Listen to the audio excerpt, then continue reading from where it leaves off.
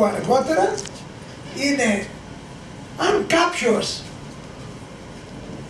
παθαίνει ανακοπή έξω δίπλα μας, μπορούμε να τον βοηθήσουμε?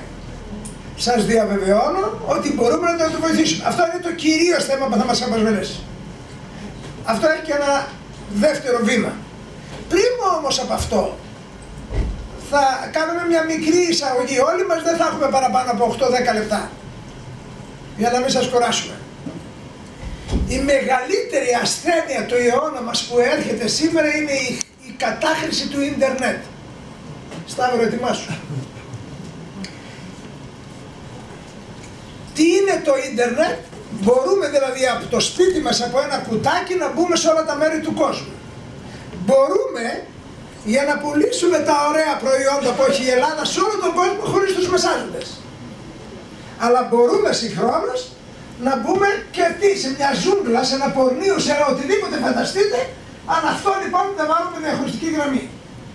Άρα ο κύριος Σταύρος, ο οποίος είναι οικονομολόγος, γιατί όλοι στα σπίτια μας έχουμε παιδιά, έχουμε αδέρφια, έχουμε εγγόνια περισσότερα από εσάς, έχουμε ανήψα, όλοι μας πρέπει να ξέρουμε όταν αφήνουμε σε ένα δωμάτιο ένα κομπιούτερ με ένα μικρό ή μεγαλύτερο παιδί και μεγαλύτερο ακόμη, μπορούν κατά πάσα πιθανότητα να καταχραστούν αυτή τη χρήση του ίντερνετ και να έχουμε 15 με 20% ασθένειες από αυτό το θέμα.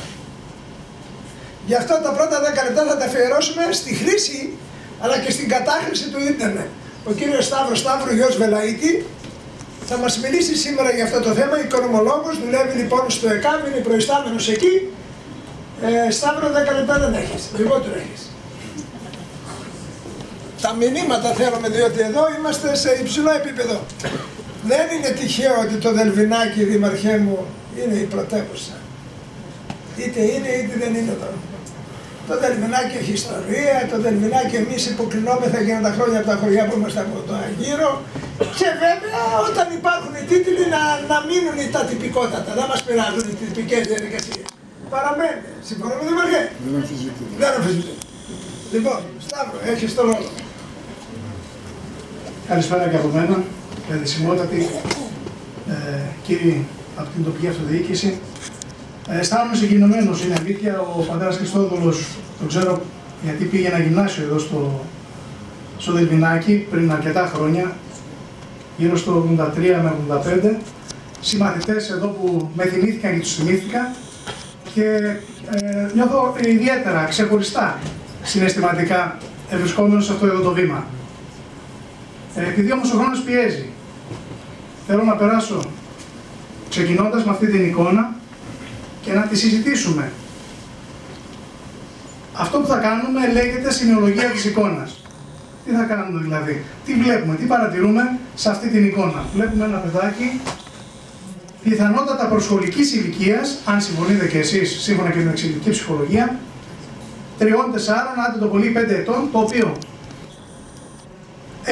φοράει γυαλιά γιατί έχει κάποιο πρόβλημα στα μάτια, είναι απερίσπαστη η προσοχή του στην οθόνη ενός φορητού ηλεκτρονικού υπολογιστή, τα γεράκια του είναι μαζεμένα στο στήθος, που αυτό εξωλεκτικά μας δείχνει πιθανότατα μια άμυνα, μια αμυντική στάση, και το στόμα του επίσης μας παραπέμπει στην αφοσίωση, στην προσήλωση που έχει σε αυτό που βλέπει.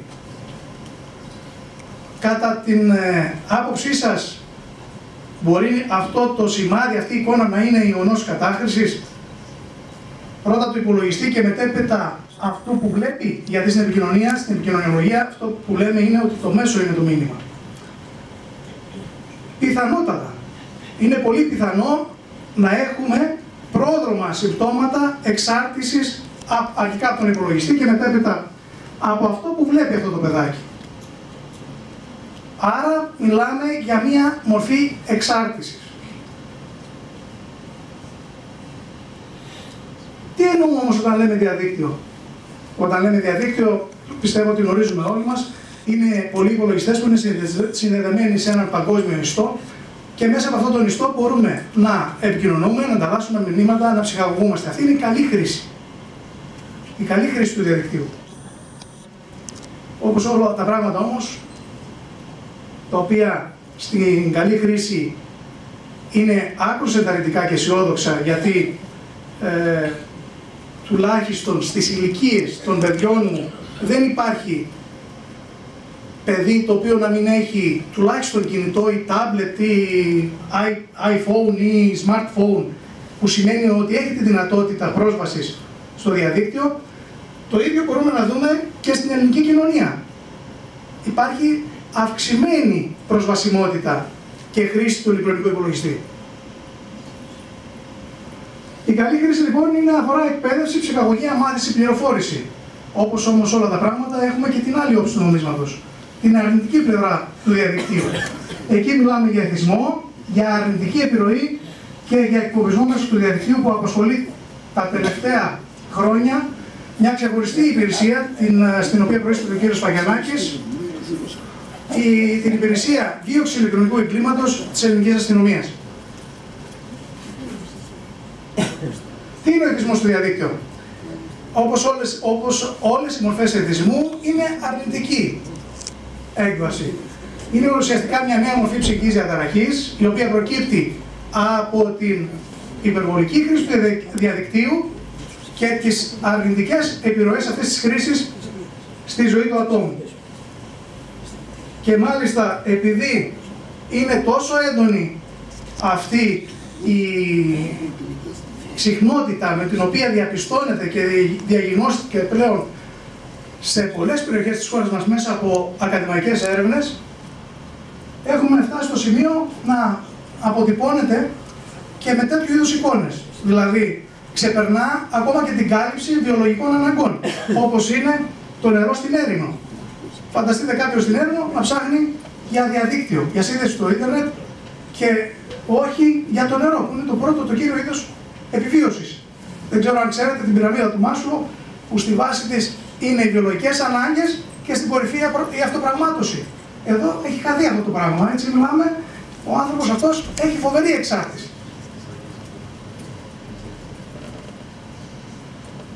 Και εδώ κάποιες άλλες εικόνες. Σίγουρα έχει απασχολήσει αυτή η μορφή εθισμού την ακαδημαϊκή κοινότητα, με αποτέλεσμα να θεωρείται ότι είναι πολύ πιο εύκολος ο εντοπισμός στις ουσίες σε άλλες μορφές καταχρήσεων ή στη διαπίστωση του αλκοολισμού, στη διάγνωση του αλκοολισμού, από ότι στη διάγνωση αυτής της μορφής εξάρτησης. Οι προσπάθειες ακαδημαϊκά ξεκίνησαν από το Χάρβαρντ το 1999. Στη χώρα μας έχουν γίνει την τελευταία δεκαετία διδακτορικά πάνω σε αυτό το θέμα και έρευνες οι οποίες έχουν δείξει ότι πρέπει να μας απασχολεί το γεγονός ότι μιλάμε για διψήφιο αριθμό σε ποσοστιαία ανάλυση του δείγματος που έχουμε εθισμό στο διαδίκτυο σε διάφορες περιοχές ανά τη χώρα. Έχουμε λοιπόν υψηλά ποσοστά στη δευτεροβάθμια εκπαίδευση και αυτή είναι μια κρίσιμη ηλικία, η εφηβική ηλικία. Έτσι, όπου θα πρέπει να προσεγγίζεται με ιδιαίτερη προσοχή από τους γονείς και από τους εκπαιδευτικούς. Ποια είναι τα πρόγραμμα συμπτώματα αυτής της μορφής εξάρτησης? Έχουμε υπερβολικό χρόνο ενασχόληση με τον ηλεκτρονικό υπολογιστή. Παλιότερα ήταν πολύ του σειρμού της μόδας τα ίντερνετ καφέ. Τώρα όμως δεν χρειάζεται κάποιος αυτά, γιατί οι γονείς, οι παππούδες, οι γιαγιάδες παρέχουν τη δυνατότητα αγοράς ενός λάπτοπ, ενός τάμπλετ και εύκολα και με τις προσφορές των τηλεφωνικών παρόχων μπορεί κάποιος να έχει την προσβασιμότητα στο διαδίκτυο.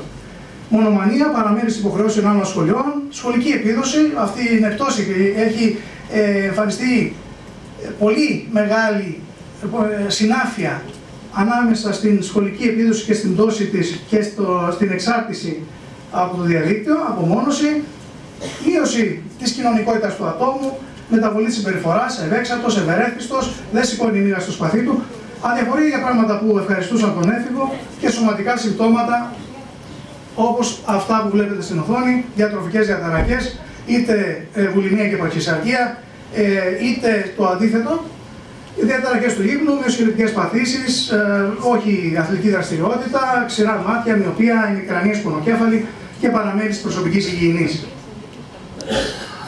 Η ακαδημαϊκή κοινότητα έχει θεσπίσει και καθιερώσει κάποια κριτήρια, τα οποία όταν εμφανίζονται και στα οποία δεν θέλω να επιμείνω, Όταν εμφανίζονται κάποια από αυτά τα κριτήρια και το σύνολό τους, μιλάμε για εθισμό από την χρήση του διαδικτύου. Η αιτιοπαθογένεια. Είναι πολλές οι παράμετροι, πολλές οι αιτίες που μπορεί να σχετίζονται με την εμφάνιση του φαινομένου. Γεννητική συνοσηρότητας, για παράδειγμα, έχει σχετιστεί θετικά με την κατάθλιψη. Όταν προϋπάρχει κατάθλιψη, μπορεί να έχουμε και εξάρτηση από το διαδίκτυο, ή μπορεί να ισχύουν ταυτόχρονα, ή μπορεί η εξάρτηση να φέρει την κατάθλιψη. Αυτό πρέπει να μας απασχολήσει ιδιαίτερα όταν ο Παγκόσμιος Οργανισμός Υγείας αναφέρει ότι το 2030 θα είναι η κύρια αιτία θανάτου, η πρώτη αιτία θανάτου, η κατάθλιψη. Η ευάλωτη προσωπικότητα, που όταν έχουν πει κάποιοι επιστήμονες ότι έχουμε διαφόρους τύπους προσωπικότητων, άλλοι πιο ανθεκτικοί, άλλοι λιγότερο ανθεκτικοί στις προκλήσεις, τα γεγονότα της ζωής. Η ίδια οικογένεια έχει ισορροπία, έχει ομοιόσταση. Υπάρχει συναισθηματική ισορροπία σε αυτή την οικογένεια. Νιώθει κάλυψη στο παιδί. Είναι κοινωνικοί πολιτισμικοί παράγοντες, είναι η ίδια εφηβεία. Δεν θα επιμείνω σε αυτά, θέλω να δούμε τη σημασία της πρόληψης, για την οποία στην οποία άλλωστε οφείλεται και η παρουσία αυτής της ομάδας εδώ. Η πρόληψη είναι καταλήτης σε αυτή την προσπάθεια, και σε αυτή μάλλον την προσπάθεια δεν είναι η μοναδική φορά που αυτή η λέξη είναι κομβικής σημασίας.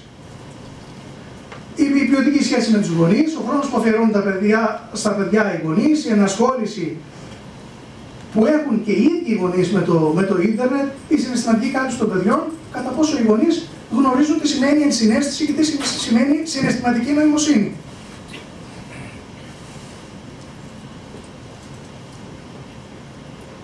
Οι συμβουλές, γιατί σήμερα το πρωί βρεθήκαμε στο γυμνάσιο και στο λύκειο των Δολιανών. Οφείλω να σας πω ότι ήταν πολύ συγκινητική η συμμετοχή των παιδιών. Αυτά που βλέπετε με τις ερωτήσεις και με την, τολμώ να πω, ταπεινά, τη σοκρατική εκπαιδευτική μέθοδος έγιναν από τα παιδιά. Τα παιδιά ήξεραν αυτά τα πράγματα σε πολλές περιπτώσεις. Δηλαδή, δεν αποκαλύπτουμε προσωπικά στοιχεία, που σημαίνει ότι οι γονείς τους είχαν ενημερώσει για τους κινδύνους από το διαδίκτυο, είχαν στη συντριπτική τους πλειονότητα ηλεκτρονικούς υπολογιστές και μάλιστα κάποια από αυτά είπαν ότι το είχαν και στο υπνοδωμάτιό τους. Αυτό το σημείο να το κρατήσουμε για τη συνέχεια. Δεν συζητάμε, μάλλον συζητάμε τυχόν προσβλητικά, τα μεταφέρουμε στους γονείς πρώτα και στους εκπαιδευτικούς. Δεν δεχόμαστε άκρητα οποιαδήποτε πληροφορία δημοσιεύεται στο διαδίκτυο και δεν πηγαίνουμε σε ραντεβού μέσω του διαδικτύου. Γνωρίζουμε τα copyrights, τα πνευματικά δικαιώματα, και προσπαθούμε να τα τηρούμε. Γιατί είναι δημόσιος χώρος και οτιδήποτε δημοσιεύεται εκεί μπορεί να υπησύρει ποινικές ευθύνες. Βέβαια, σήμερα λείπει εδώ ο ποινικολόγος και ο υπουργός, ο κύριος Κούσας, θα μπορούσε σε αυτό το πράγμα να μας πει πολύ περισσότερα.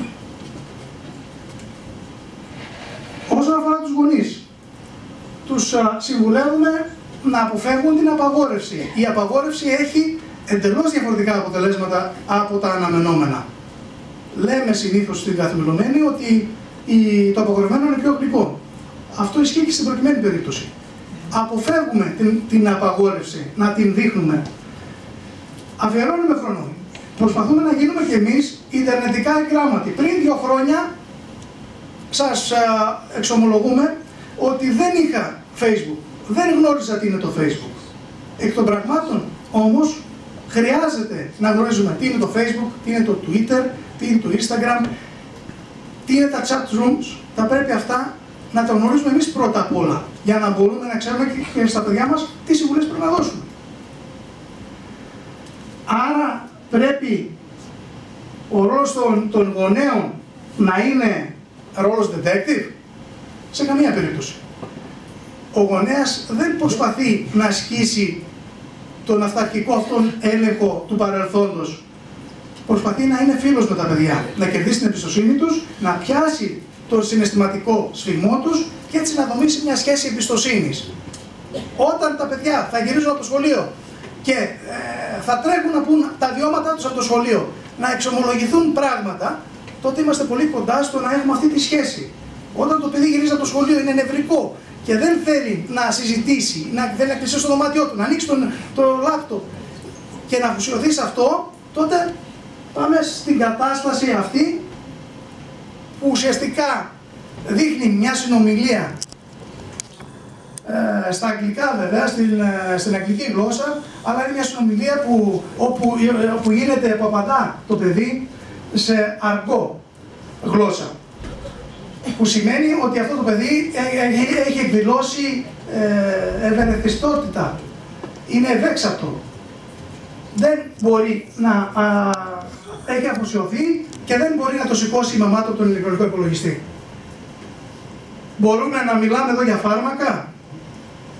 Όχι, δεν μπορούμε να μιλάμε για φάρμακα. Δεν υπάρχει το μέτρο, το παν μέτρον άριστο και το μέτρο παν των χρημάτων μέτρον άνθρωπος ταιριάζει καλύτερα σε αυτές τις περιπτώσεις. Σίγουρα οι μελέτες και οι έρευνες έχουν δείξει ότι όταν κάποιος χρησιμοποιεί τον υπολογιστή μέχρι 2 ώρες, τότε είναι μακριά από το να εκδηλώσει συμπτώματα εθισμού στο διαδίκτυο.